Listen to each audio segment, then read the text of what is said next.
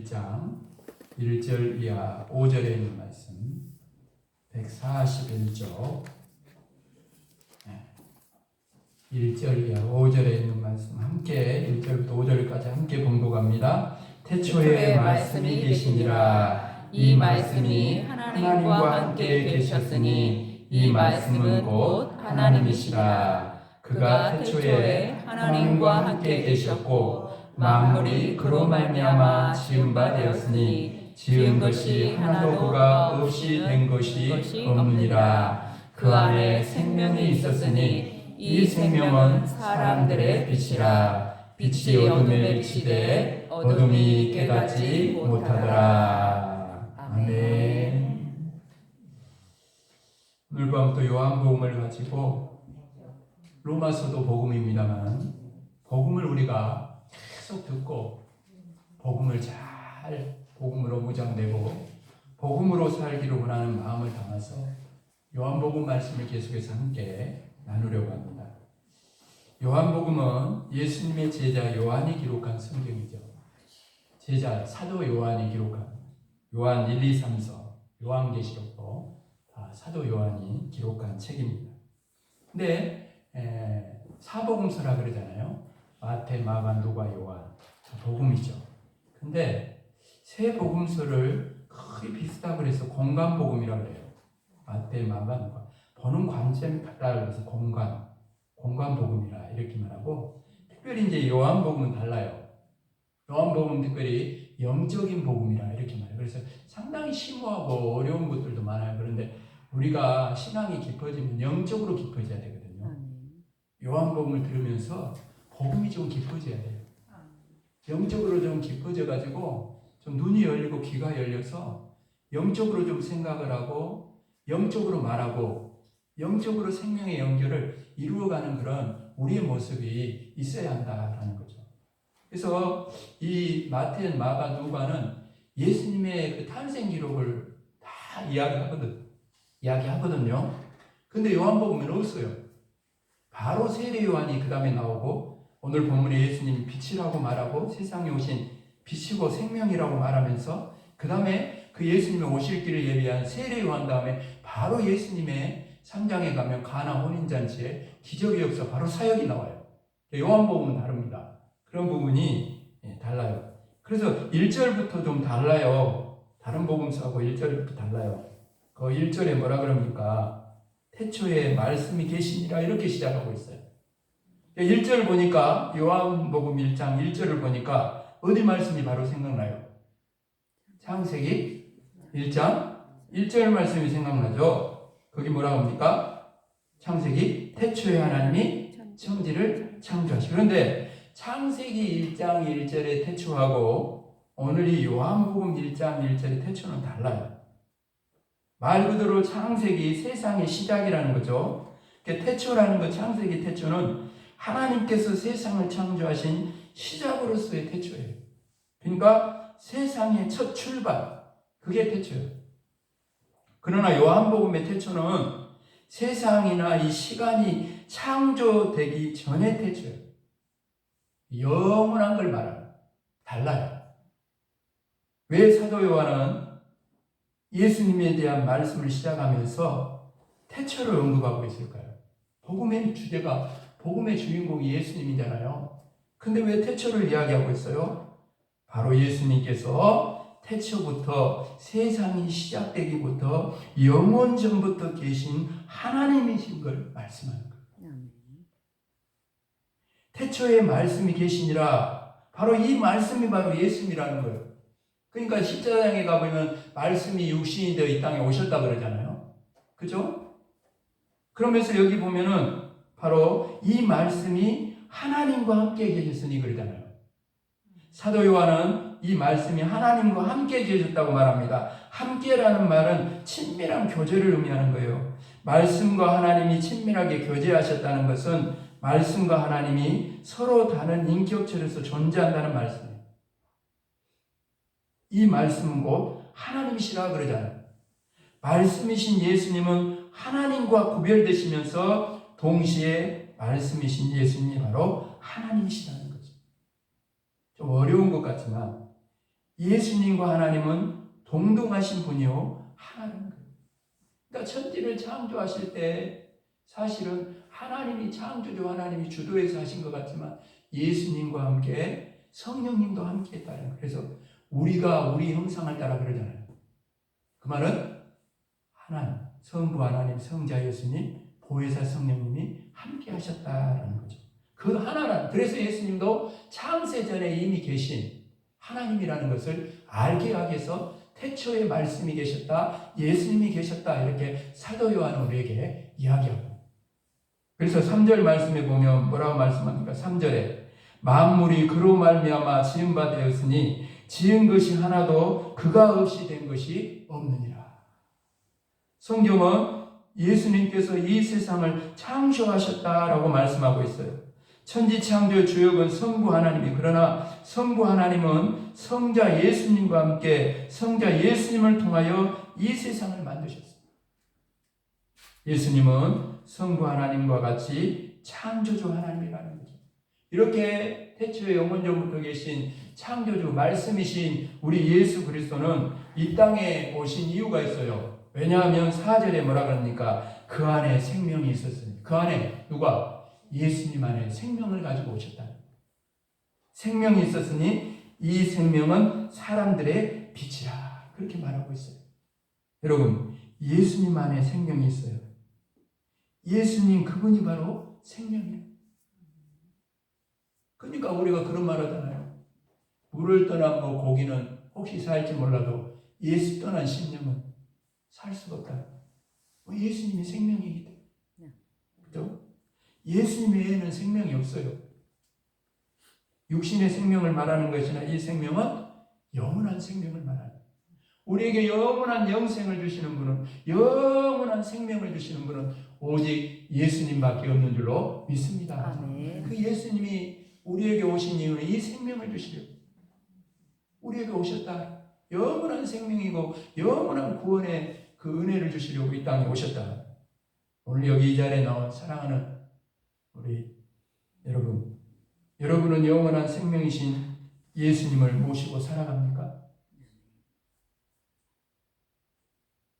주인이 바뀌었다고 했잖아요. 주일날 말씀드렸죠. 주인이 바뀌었어요? 내 안에 예수님이 살아계십니까? 언제나 한 번 더 걸러지고 있어요? 걸러져야 돼요. 그게 신앙입니다. 여기서 한번 걸러져야 된다니까. 자꾸 걸러야 돼. 말하기 전에, 행하기 전에 예수님께 물어야 돼요. 내 안에 예수님이란 이럴 때 어떻게 말하셨을까? 예수님이란 이럴 때 어떻게 행하셨을까를 생각하고 말하고 행하면 예수님이 그 사람을 통해 일하시고 거기에 바로 생명의 역사가 일어나게 되는 줄로 믿습니다. 아멘. 여러분, 그렇게 살 때 목마르지 않는 삶을 사는 거예요. 저와 여러분은 다르잖아요. 믿지 않는 세상 사람들하고 다르잖아요. 잘 먹고 잘 입고 좋은 집에 사는 것이 세상의 성공이 목적이 아니잖아요.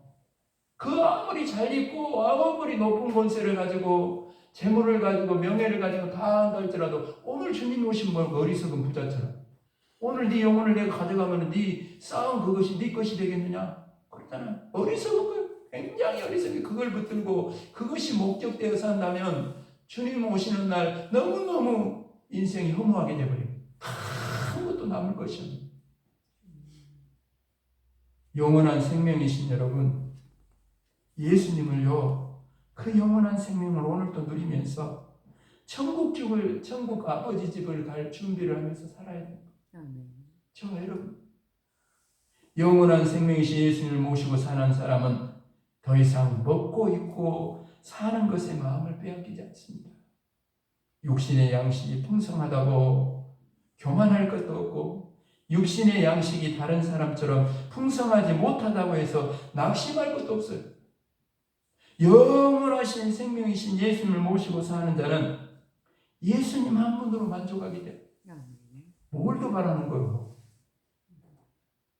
예수님 한 분이면 충분하기 때문에. 오늘 본문 4절에 보면 요한 사도는 예수님 안에 생명이 있다고 말씀하면서 이 생명은 사람들의 빛이라 그렇게 말씀하고 있습니다.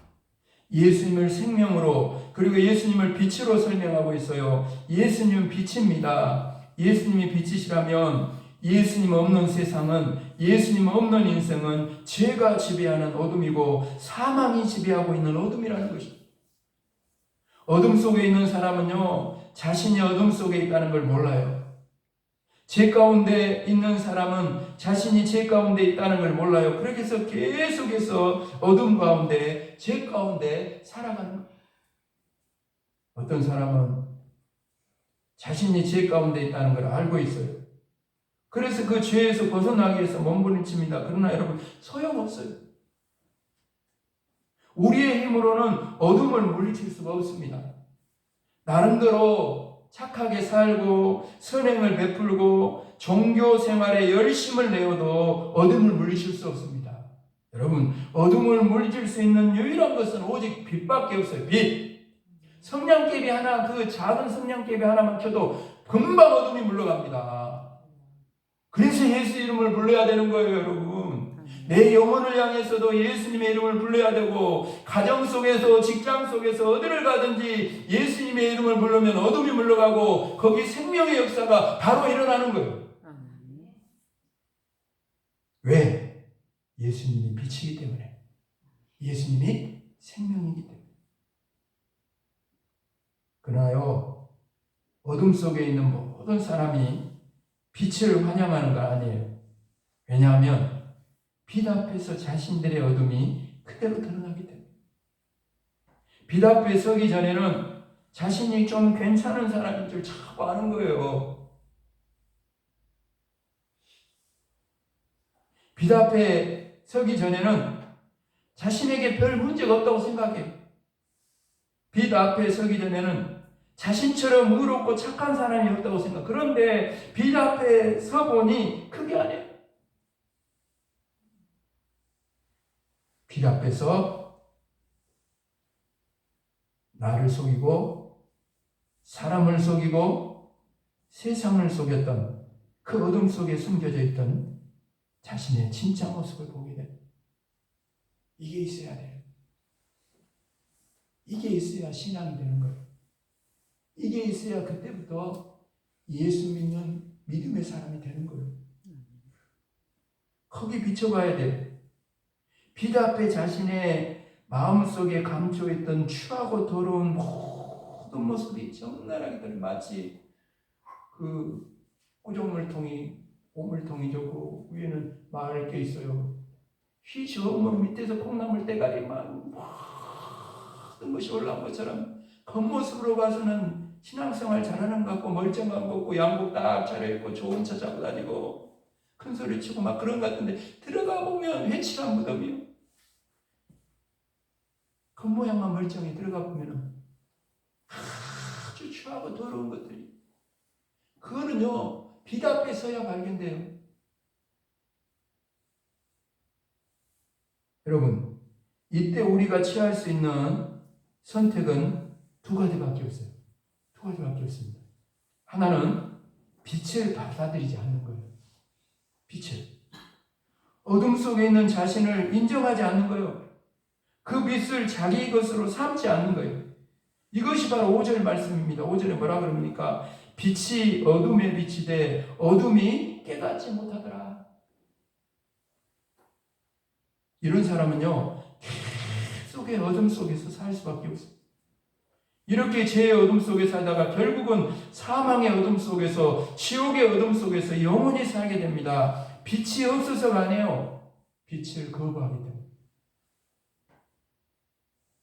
반대로요, 빛을 받아들이는 사람들이 있습니다. 빛 앞에 자신 속에 있는 어둠을 밝히 드러내는 사람이 있어요. 사실은 그것은 고통입니다. 어쩌면 너무너무 부끄러움이에요. 왜냐하면 고상한 척, 의로운 척, 착한 척, 자신은 아무 문제 없는 척하며 살아왔는데 이제는 더 이상 그럴 수 있게 살 수 없게 되기 때문에 모든 거짓을 내버려야 하기 때문에. 그래서 이것은 결국에는 예수님이 말씀하신 자기 부인이 여기서 일어나는 거예요. 그래서 두려워지는 거예요. 그래서 많은 사람이 빛을 거부하는 것입니다. 어둠 속에 있는 것이 당장은 편하기 때문에. 그러나 여러분 그럴 수 없어요. 그것은요 뭐하고 똑같냐면 내 몸 안에 지금 암덩어리가 점점 자라서 커지고 있는데 수술이 무서워서 수술 받기를 거절하는 거 똑같은 거예요. 그 암덩어리로 인해서 죽음이 다가오고 있는데 더 이상 그 암덩어리가 커지지 않을 것이라고, 시간이 지나면 언제는 사라질 것이라고 스스로를 위로하며 살아요. 의사가 오진은한 것이다.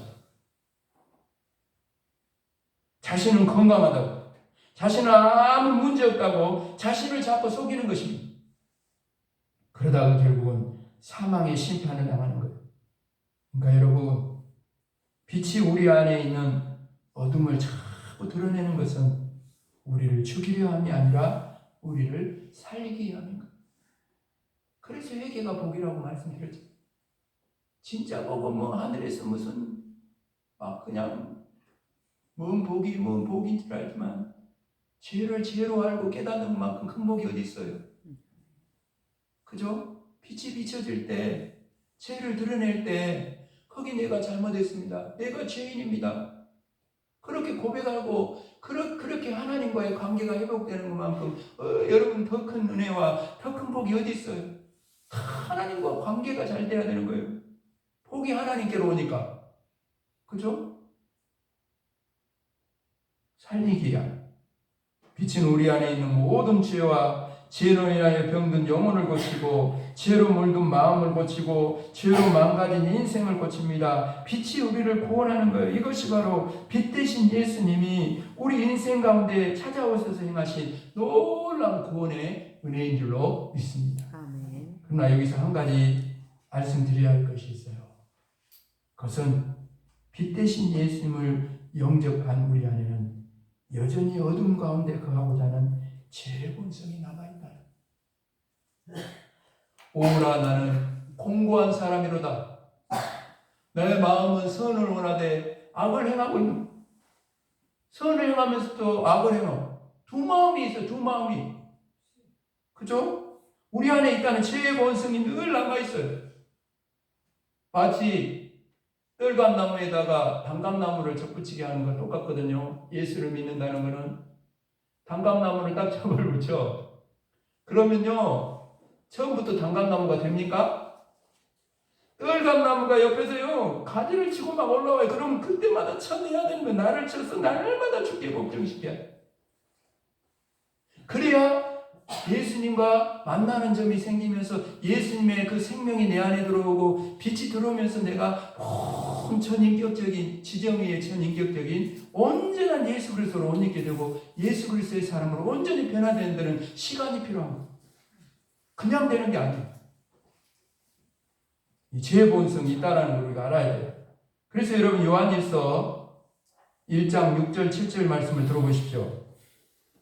만일 우리가 하나님과 사귐이 있다고 어둠에 행하며 거짓말을 하고 진리를 행하지 아니함이거니와 그가 빛 가운데 계신 것 같이 우리도 빛 가운데 행하면 우리가 서로 사귐이 있고 그 아들 예수의 피가 우리를 모든 죄에서 깨끗하게 하신다. 하나님과 사귐이 있다고 하면서도 어둠에 행하는 자들이 있다는 말씀이에요. 그래서 우리는 여러분 날마다 빛 대신 예수님 앞에 서야 하는 겁니다. 빛 대신 예수님 앞에 선다는 것은 여러분 날마다 말씀 앞에 서는, 왜 예수님이 말씀이니까 날마다 말씀 앞에 서는 거예요. 여러분 말씀은 나를 비춰주는 뭐가 돼야 된다고요? 언제나 거울이 돼야 되는 거예요. 말씀 앞에 자꾸 여러분의 인생을 비춰보세요. 예수님 말씀이기 때문에. 여러분 우리가 스스로 속일 때가 얼마나 많습니까? 여러분 뭘 속이면서 하는지 아닙니까? 20년 30년 예수 믿어도 신앙생활에도요 뭘 우리가 자꾸 속이면서 하는 게 뭐가 뭔지 압니까? 알고 있는 것과 살고 있는 건 다른 거예요. 알고 있는 것과 알고 있는 것을 그렇게 살고 있는 것으로 속이며 살아요.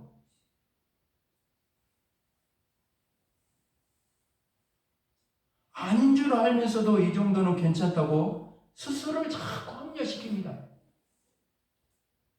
자신의 마음과 생각이 지금 자신의 삶이 하나님의 뜻이 아닌 줄 알면서도 모른 척 합니다. 그러면서 자신은 아무 문제 없다고 생각해요. 그러면서도요, 자신은 지금 빛 대신 예수님과 동행하고 있다고 생각합니다. 이것이 스스로를 속이는 것이고 사실은 그 삶 자체가 이미 어둠에 있는 거예요. 여러분, 사도 요한은 빛 속에 거하는지 아니면 어둠 속에 거하는지를 정확하게 알 수 있는 기준을 우리에게 말씀해 줍니다. 잘 들어보세요. 여러분이 빛 안에 거하는지 어둠 속에 거하는지 여러분 한번 살펴보세요.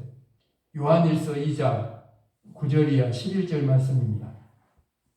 빛 가운데 있다 하면서 그 형제를 미워하는 자는 지금까지 어둠에 있는 자요. 그의 형제를 사랑하는 자는 빛 가운데 거하여 자기 속에 거리낌이 없으나 그의 형제를 미워하는 자는 어둠에 있고 또 어둠에 행하며 갈 곳을 알지 못하나니 이는 그 어둠이 그의 눈을 멀게 하였습니다.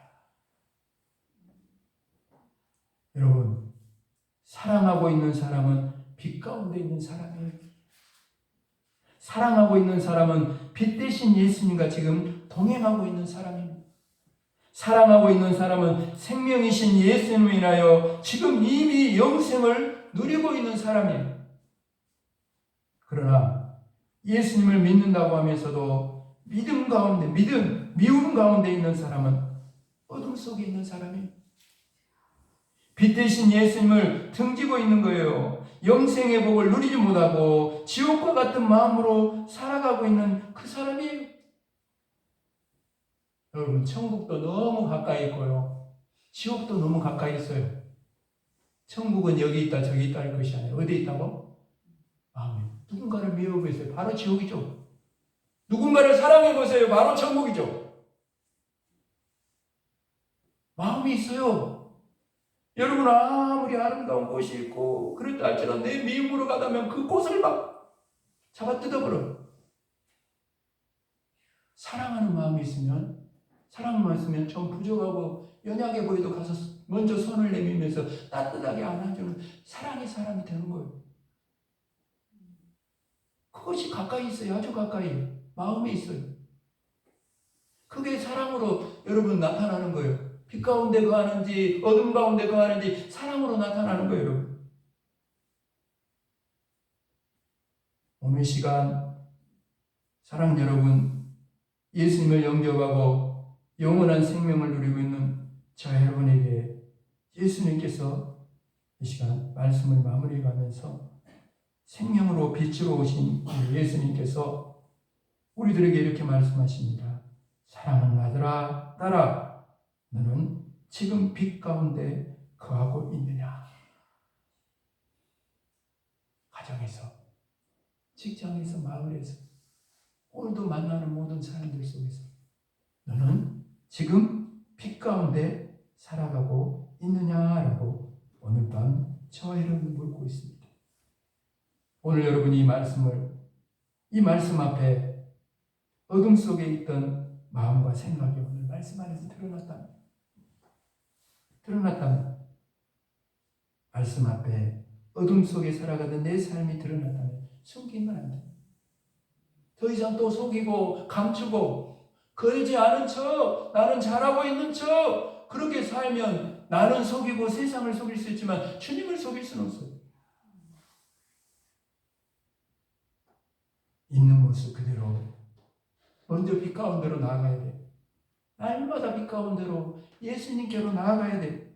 말씀 가운데로 날마다 나아가야 돼요. 그러면 빛 대신 예수님께서 우리의 어둠을 물리쳐 주시고 치료하는 광선을 비춰서 우리를 치료하여 주시는 말씀을 여러분 오늘도 마치기 전에 저와 여러분에게 이 성전을 나가기 전에 이런 예수님의 빛으로 오신 주님의 빛이, 치료의 빛이, 복음의 빛이, 사랑의 빛이 우리를 이 시간 살려내고, 우리도 이제 빛을 따라서 예수님의 생명을 따라서 가는 자마다 사랑을 전하고 나누고 베풀고 흘려보내고 이들을 생명에 살려낼 수 있는 저와 여러분이 이제는 빛의 자녀로서 삶의 자리에서 모든 착함과 의로움과 진실함에 빛의 자녀로서 열매를 맺으며 살아가는 나무란 주간 그런 저와 여러분의 삶이 되기를 주님의 이름으로 축복합니다. 아멘. 헤어지기 전에 우리 역사는 이렇게 말합니다. 빛의 자녀로 살아갑시다. 살아갑시다. 아멘. 아멘. 하나님 아버지, 오늘 귀한 말씀을 통해 빛으로 생명으로 이 땅에 오셨고 말씀으로 이 땅에 오신 예수님의 귀한 요한복음을 함께 나누며 이제는 우리가 빛 가운데 살게 하여 주시고 모든 빛의 자녀로서 삶의 자리에서 이제는 아버지 하나님 어둠을 몰아내고 사랑을 나누며 은혜를 나누며 모든 착함, 의로움과 진실함의 열매를 맺어갈 수 있는 그런 사람들로 세상 가운데 살아가므로 빛 대신 예수님, 생명 대신 예수님이 가는 자리마다 어둠이 물러가고 생명의 역사, 구원의 역사가 일어난 것처럼 오늘 우리를 통해서도 아버지 하나님 생명과 구원의 역사가 일어날 수 있도록 주님께서 도우시고 함께하여 주옵소서. 감사를 드리오며 예수 그리스도 이름으로 간절히 기도합니다. 아멘.